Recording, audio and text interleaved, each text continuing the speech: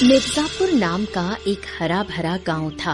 उस गांव में एक मजदूर अभिराय अपनी पत्नी और 2 बेटियों के साथ रहता था।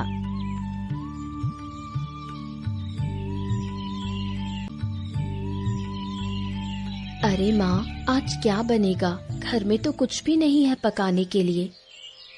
क्या बनाऊं बेटी, हमारा गरीब का घर है, इंतजार कर, देख तेरे पिता क्या लाते हैं। ठीक है माँ, तुम आराम करो, तुम्हारी तबीयत ठीक नहीं रहती, तुम चिंता मत करो, मैं कुछ इंतजाम कर लूंगी। बहुत देर हो गई है, तेरी बहन अर्पिता अब तक दिखी नहीं। दिन भर सज धज कर घूमना ही सब कुछ नहीं होता, थोड़ा काम भी करना चाहिए। बड़ी बहन को देखकर कुछ सीख तो सकती है, कितना काम करती है। माँ, वो अब तक सो रही है। क्या इतनी देर तक अब भी सो रही है? दिन ब दिन कैसी होती जा रही है वो। मेरी तो अब चिंता खत्म ही नहीं हो रही। अरे कहाँ हो तुम लोग? कुछ सामान लेकर आया हूँ, ले लो। पिताजी क्या लाए हो? क्या लाऊं बेटी, आज भी ज्यादा कुछ ला नहीं पाया। थोड़ा कचू यानी कि अरबी के पत्ते और साग और दाल लाया हूँ, वही बना लो।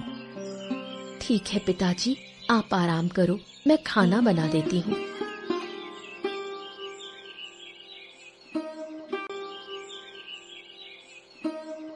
क्या बना रही हो आज?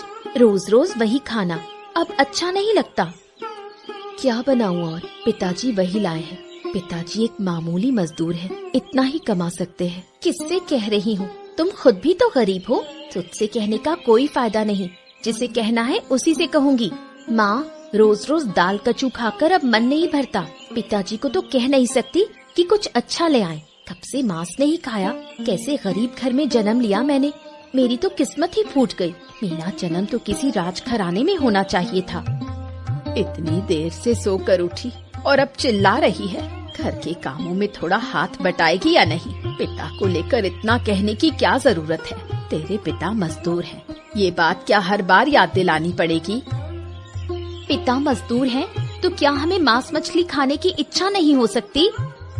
क्या कह रही है ये सब? ऐसी बातें करेगी तो कैसे चलेगा? घर के दुख सुख समझने होंगे। अपनी जुबान संभाल, नहीं तो तेरी शादी करने में बहुत मुश्किल होगी।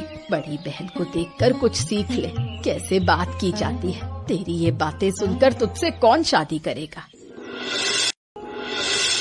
सुनो गांव वालों, आज से तुम सबकी खजाना की रकम में यानी कि तुम्हारा कर 10 पैसे की बढ़ोतरी से बढ़ा दिया जा रहा है। 10 पैसा अब ज्यादा देना पड़ेगा कर, समझ में आ गया?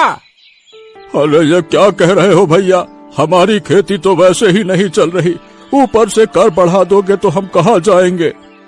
अरे इतना मत बोलो, ये जमींदार बाबू का आदेश है, तुम्हें कर देना ही होगा। अरे हमारी आमदनी भी तो इतनी नहीं है, क्या जमींदार बाबू ये नहीं समझते? जमींदार बाबू के पास इतना सोचने का वक्त नहीं है।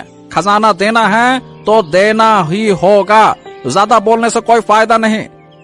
गरीबों पर जुल्म करना अच्छा नहीं है।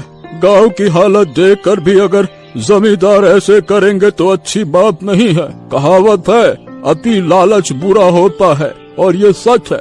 जाओ जमींदार से कहो हम खजाना बढ़ाने की मांग को नामंजूर करते हैं। जमींदार बाबू एक बार जो कह दें वो पत्थर की लकीर होती है। अब सबको बढ़ा हुआ कर देना ही होगा बस। चलो भाई गांव वालों, खुद जमींदार से मिलते हैं, शायद वो हमारी बात सुन ले। चलो चलो चलो। ओ मुरली, इतनी भीड़ क्यों है रे? क्या हो रहा है यहाँ पे?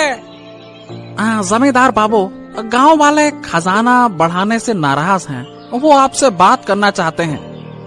अरे तो कहे दो, कर में कोई कटौती नहीं होगी भैया। हाँ मालिक, मैंने कह दिया, लेकिन वो मानने को तैयार नहीं है। वो आपसे सीधे बात करना चाहते हैं।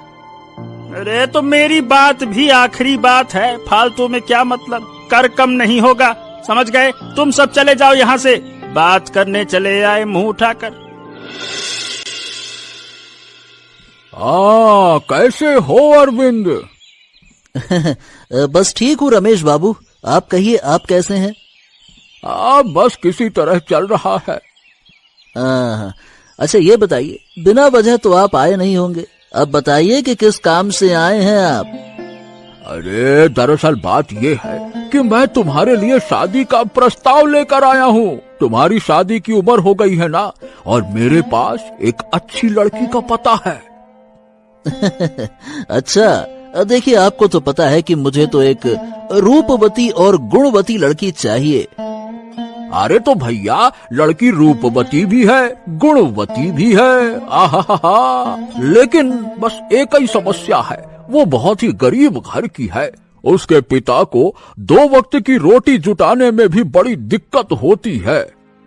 ओहो, तो गरीब होने में कोई दिक्कत थोड़ी ना है, बस गुणवती और सुंदर होनी चाहिए। हाँ, तो मुझे तुम्हारी पसंद नापसंद पता है, लेकिन अब भाई तुम्हारे पिताजी जमींदार बाबू, वो तो अपने बेटे के लिए गरीब घर की बहू चुनेंगे क्या? बताओ, ऐसा मुझे लगता नहीं है कि चुनेंगे। अरे भाई, अब मैं आपको क्या कहूँ, शादी मैं कर रहा हूँ कि पिताजी कर रहे हैं? गजब बात करते हैं आप भी। अरे हाँ, वो तो मान लिया, लेकिन जमींदार बाबू बड़े गुस्से वाले इंसान हैं। कहीं खजाने की तरह शादी की उम्र भी तुम्हारी ना बढ़ा दें, कहें कि बेटा रुक जाओ। अच्छा ये सब बातें छोड़िए, अब मुझे उस लड़की के बारे में बताइए।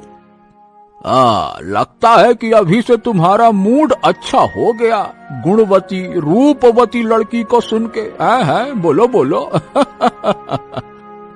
अरे तो अच्छा क्यों ना हो, शादी तो एक ही बार होती है, अब बार बार ये मौका कहाँ मिलता है। हाँ, अच्छा पहले शादी कर लो, फिर खूब मजे लेना, उसके बाद असली मजा समझ में आएगा। अच्छा, मतलब आपकी पत्नी बहुत परेशान करती हैं। ये तो सोचने वाली बात है कि भाभी से अब बात करना पड़ेगा। अरे कहाँ जाओगे बात करने, तुम मेरी बात सुनो। अच्छा ये बताओ, तुम लड़की के घर रिश्ता देने जाओगे या कैसे करेंगे?